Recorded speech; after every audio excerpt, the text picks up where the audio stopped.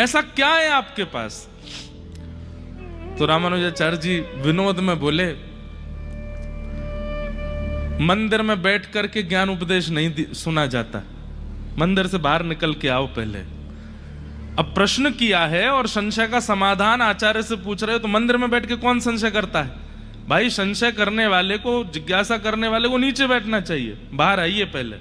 तो ठाकुर जी बाहर आ गए मंदिर से, बोले अब बताइए। ठाकुर जी तो बाहर आए, लेकिन चंवर अभी भी डुरा रहे थे, आसपास लोग पंखा कर रहे थे ठाकुर जी को, कोई तुलसी अर्चना कर रहा था, कोई कमल चढ़ा रहा था।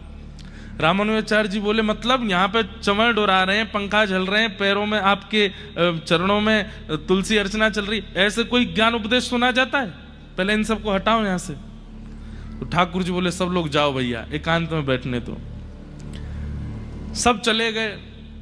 अब ठाकुर जी तो इतने लंबे हैं, तिरुपति बालाजी खूब लंबे हैं, और रामानुजाचार्य जी थोड़े न छोटे हैं उनके सामने। तो रामानुजाचार्य जी बोले, ज्ञान लेने वाले से नीचे झुका जाता है, ऐसे तन के नहीं खड़े रहते हैं कि हाँ गुरु जी बताओ, ऐसे होता है। थोड़ा नीचे झुकिए। ठाकुर जी थोड़े नीचे झुक गए, बोले थोड़ा कान पास में लाइए। तो ठाकुर जी ने अपना कान पास में किया। इतने में रामानुजाचार्य जी ने अपना अंग वस्त्र उड़ा दिया ठाकुर जी के ऊपर, और कान में जो हमारा गुरु मंत्र है, अष्टाक्षर मंत्र, सुना दिया। और जैसे ही सुनाया, ठाकुर जी बोले, ये तो मेरा ही नाम है, मेरा ही नाम आप मुझे ही सुना रहे हो। मैंने पूछा कि मैं तो अवतार लेकर के इतने लोगों का उद्धार नहीं कर पाता, आप आचार्य बन के इतना उद्धार कैसे करते हैं? रामानुजाचार्य जी बोले, वही तो बताना था, आप वो नहीं कर पाते जो आपका नाम कर देता है। आपका नाम। वेंकटेश भगवान के नेत्र सजल हो गए, बोले कि अब आप यहीं विराजो।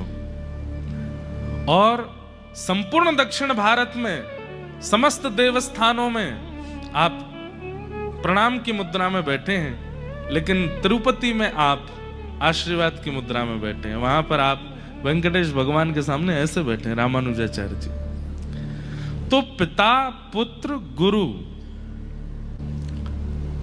पिता और शिष्य तो सुने, अब ये थे गुरु, और संपत कुमार भगवान, उनके प्रति रामानुजाचार्य जी का पुत्र भाव है। ठाकुर जी पुत्र हैं और रामानुजाचार्य जी पिता के भांति वहां ठाकुर जी के सन्मुख हैं। ऐसे श्रीमद रामानुजाचार्य जी महाराज, उनकी कृपा से दक्षिण भारत में आज भी भक्ति का संचार, आज भी भक्ति प्रवाहित हो रही है।